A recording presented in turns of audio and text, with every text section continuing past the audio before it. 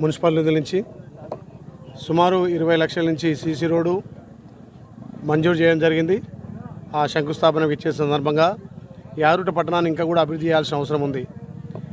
యాదగిరిగుట్ట అంటేనే తెలంగాణలో మొదటి తిరుగుతూ ఉన్నటువంటి ఈ ప్రాంతం కొండ అభివృద్ధి అనే చెప్పి తప్ప ఇక్కడ కొండ కింద చూస్తే సమస్యలు ఎక్కడ వేసినా అక్కడ తిష్ట ఉన్నాయి.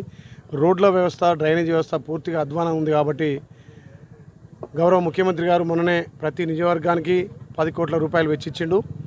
ఆ 10 కోట్లలో 2 కోట్లు వాటర్ సమస్య మీద, ₹1 కోటి వాటర్కి కేటాయించాలి. 2 కోట్లు స్కూలు భవన బిల్డింగ్లకు విద్యకు ఎక్కువ దృష్టి పెట్టాలని చెప్పి కేటాయించడం జరిగింది. మిగతా 7 కోట్లు గ్రామంలో ఉన్నటువంటి సమస్యలు, రోడ్లు కానీ, అక్కడ ఉన్నటువంటి అండర్ డ్రైనేజ్ కానీ వాటి సమస్యల మీద ఖర్చు పెట్టడానికి గౌరవ ముఖ్యమంత్రి గారు మా నియోజకవర్గానికి 10 కోట్లు కేటాయించడం ఆయనకు ప్రత్యేకంగా ధన్యవాదాలు తెలియజేస్తూ, ప్రతి గ్రామంలో అంగన్వాడీ కేంద్రాన్ని నిర్మిస్తామని చెప్పి మాటిస్తున్నాం. ప్రతి గ్రామంలో స్కూళ్లను పునరుద్ధరిస్తామని చెప్తున్నాం. ఇలా బాలబాలికలకు లాట్రిన్ బాత్రూమ్ కూడా సౌకర్యాలు తక్కువ ఉన్నాయి. కాబట్టి ప్రతి స్కూల్ను కూడా ఒక మోడల్ స్కూల్గా తయారు చేయాలనే కాన్సెప్ట్ తోటి ఇలా గ్రామాలలో డ్రైనేజ్ వ్యవస్థను మెరుగుపరచాల్సిన అవసరం ఉంది. ముఖ్యంగా ఎంతోమంది యాదగిరిగుట్ట భక్తులు వస్తారు కాబట్టి వాళ్ళ సౌకర్యార్థం కూడా అన్ని వసతులు ఇక్కడ మున్సిపాలిటీ నుంచి కల్పించాలి. మున్సిపల్ నిధుల నుంచి కూడా ఈ ప్రాంతాన్ని ఎక్కువ అభివృద్ధి చేయాలనే ఉద్దేశంతో గ్రామంలో ఉన్నటువంటి డ్రైనేజ్ సమస్య మీద, రోడ్ల మీద ప్రత్యేక దృష్టి పెట్టినాం.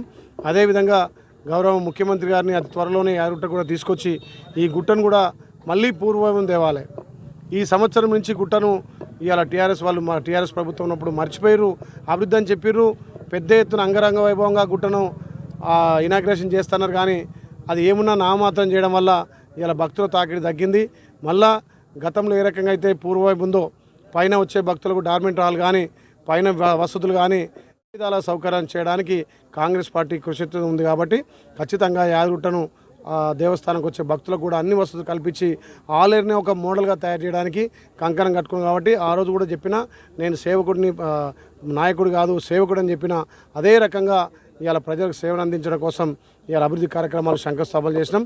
ఇంకా ఇక్కడ ఉన్నటువంటి ఈ సమస్యల మీద అఖిలపక్షం సూచనలు, సలహాలు, అందరూ సీనియర్ నాయకులు, జర్నలిస్టుల సలహాలు తీసుకొని కూడా ఈ ఫిలిం గ్రీన్ సిటీని అభివృద్ధి చేయడానికి నా వంతు కృషి చేస్తా. చైర్మన్ కిషన్ రావు గారు కానీ, ఇక్కడ ఉన్నటువంటి ఈవో కృష్ణారావు తోటి కూడా చర్చించడం జరిగింది. పాత బాత్రూమ్ లాట్రిన్లే కాకుండా కొత్తగా కొన్ని కూడా కట్టడానికి మేము అక్కడ ఆర్డర్ ఇచ్చినాం, కడుతున్నారు. వచ్చే భక్తులకు ఎలాంటి ఇబ్బంది లేకుండా చూస్తాం. ఆటో కార్మికుల సమస్య కూడా తీరిపోయినట్టే. దాని మీద గతంలో ఉన్నటువంటి ముఖ్యమంత్రి, మాజీ ముఖ్యమంత్రి గారు మినిట్స్లో రాయడం వల్ల మళ్ళీ మినిట్సే రాసి దాన్ని ఇంప్రూవ్మెంట్ చేస్తున్నాం. గత ముఖ్యమంత్రి ఆటోలు, కార్లు ఎక్కకుండా మినిట్స్లో రాసిండు.